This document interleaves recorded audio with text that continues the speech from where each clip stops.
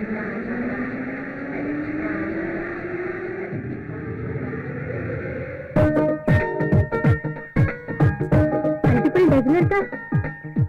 రూపాయల 3 రూపాయలకి ఇవ్వవా? 3 రూపాయల సగం పండు వస్తుంది. వెళ్ళవమ్మా, డజన్ 3 రూపాయలు కావచ్చు. 3 రూపాయలకి ఎలా ఎలా అరటి పండు కొల మొహన్ ఏదో వెళ్ళి నిమ్మకాయ కొడుకో. 3 రూపాయలు 3 రూపాయలు. ఈ రోజు టెక్కన బేరం కూడా దొరకలేదు. తగులుతుంది తగులుతుంది. చూడండి, అరటిపళ్ళు డజన్ ఎంత? ఎదుకోవాలి. ఏం బక్రాయుడు బాగున్నావా?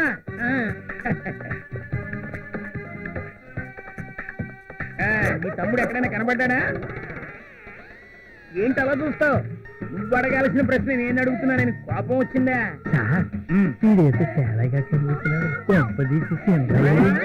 కంటికి నేను వెర్రి బెంగళప్పలా కనిపిస్తున్నానా? ఇంత మునుపు నేను కన్ఫ్యూజ్ అయ్యానేమో గానీ ఇప్పుడు మాత్రం చస్తే కాను. సార్ నేను చెప్పేది ఏంటయ్యా నువ్వు చెప్పేది? ఏం నువ్వు చెప్పేది? బక్రాడైతే మీరు చూడగానే నమస్కారం పెట్టేవాడు అని ఇది పెట్టలేదు కదండి. మీకు వయసు పెరిగింది కానీ బుర్ర పెరగలేదు. వాళ్ళ తమ్ముడిని ఇంకా పట్టుకోలేదని కోపంగా ఒక కన్ను తూర్పు ఒక కన్ను పడమర చూస్తా ఉంది. అవునండి, ఎలా చూస్తున్నాడో దొంగ కోళ్ళు పెట్టేవాడు. నువ్వేం మాట్లాడకు, ఆ లాజిక్లన్నీ నాకు తెలుసు. చెప్పడం మా ధర్మం అండి, వెనకపోవడం. నీ తమ్ముడు తప్పకుండా దొరుకుతాడు, నువ్వేం టెన్షన్ పెట్టుకోకు. నీకోలేక బాబు ప్రశాంతంగా అరటిపండు కూడా తిన్నావు రేటే. మాట్లాడు, నువ్వు బక్కరాయుడు అన్న సంగతి నాకు బాగా తెలుసు. అసలు నువ్వు పోలీసేనా? ఏ నీకు డౌటా? పొద్దున్న ఎవరి మొహం చూసేనా అయితే నన్ను తినేస్తున్నాడు. నీ తమ్ముడిని పట్టిస్తే 2 ఎకరాలు ఇస్తానన్నావుగా. 2 ఎకరాలా? 2 ఎకరాలు అయితే అదేనయ్యా, మీ నాయనమ్మ మంచంలో ఉంది. మీ తమ్ముడు కనిపిస్తే 100 ఎకరాలు రాసిస్తానండి అని నువ్వు అన్నావుగా. అయితే అలాగన్నా అయితే అన్నీ ఉంటాను. ఎక్కడికి వెళ్తున్నావు? నీ వాగుడు విని విని బుర్రక్క రాబోయేది.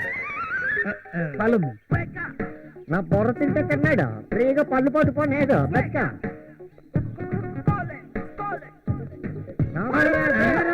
నమస్కారం. నువ్వు బక్రాయుడు సార్. నన్ను కన్ఫ్యూజ్ చేయకు. ఇందాక అరటికాయల బండి పెట్టింది నువ్వే కదా? అరటికాయల బండి నాన్నెక్కడం అంటే నీకేమైనా పిచ్చి పట్టుకుంటే అంటే వాడిని తమ్ముడు అన్నమాట. నా 2 ఎకరాలు దొరికిన తమ్ముడు నొక్కిసినావా? నువ్వు ఇక్కడే ఉండు, నేను ఇప్పుడే తీసుకొస్తా.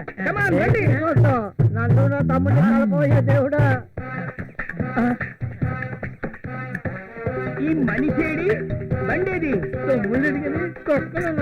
తల తిక్క మాటలు మాట్లాడకు. ఆడే షూటింగ్ లో టీ కప్పులు కడుగుతున్నాడు. ఈ అసయ్య గడు ఆడనెప్పుడు అట్టుకుంటాడు, నానెప్పుడు వీడిని తీసుకెళ్తాను. నా 100 ఎకరాలు ఎప్పుడు వస్తాయో నా కర్మ ఏం నమ్ముకున్నాను. ఎస్ఐ గారు, నీ తమ్ముడిని నేను చూసా, కలుసుకున్నా, మాట్లాడాను కూడా. కానీ చిన్న పొరపాటు జరిగిందండి. నాకు తెలదేటి ఎడి మీద నాకు నా తంటాలు నేను పడతాను. నా 10,000 నాకు ఇచ్చే. ఆ 10,000 సంగతి పక్కన పెట్టండి. మీ తమ్ముడు భూమి మీద ఎక్కడున్నా వెతికి పట్టుకొచ్చి నీకు అప్పగించే బాధ్యత నాది. ఓకే, కమాన్. ఆయన అట్టుకోవడం నీ వల్ల కాదురా. నా 10,000 నాకు ఇచ్చిరా బాబు. ఈ డ్యూటీలు ఏంటండి బాబు? సంవత్సరాలు చేసుకోలేదా? రాత్రులు కూడా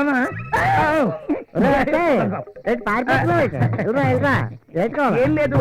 మీ తమ్ముడిని నీకు అప్పగించడం కోసం రాత్రం లేదు పగలం లేదు ప్రతి వీధిలోకి సందులోకి గొంతులోకి తెగ తిరిగి వస్తున్నాం. ఇదిగా ఓ పాలాడు చూడు.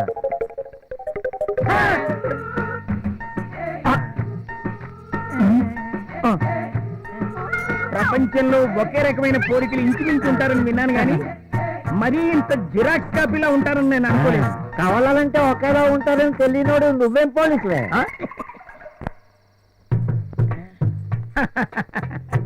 ఏదైతేనే అన్నదమ్ములు కలుసుకున్నారు, మరి ప్రయాణం అవుదామా? ఎక్కడికి? ఎక్కడికేంటి? మీ ఊరికి. దేనికి? దేనికేంటి? మీరు ఇస్తానన్న 2 ఎకరాలు తీసుకోవడానికి. 2 ఎకరాల సంగతి అట్టు ఉంచో, ముందు 10,000 ఇలాగే.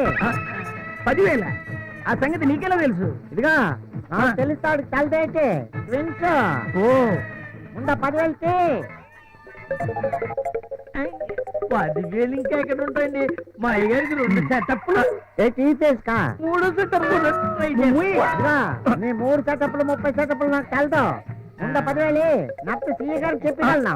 బాబా రేపో మాపో ప్రమోషన్ లిస్ట్ లో ఉన్నాను ఏమొరక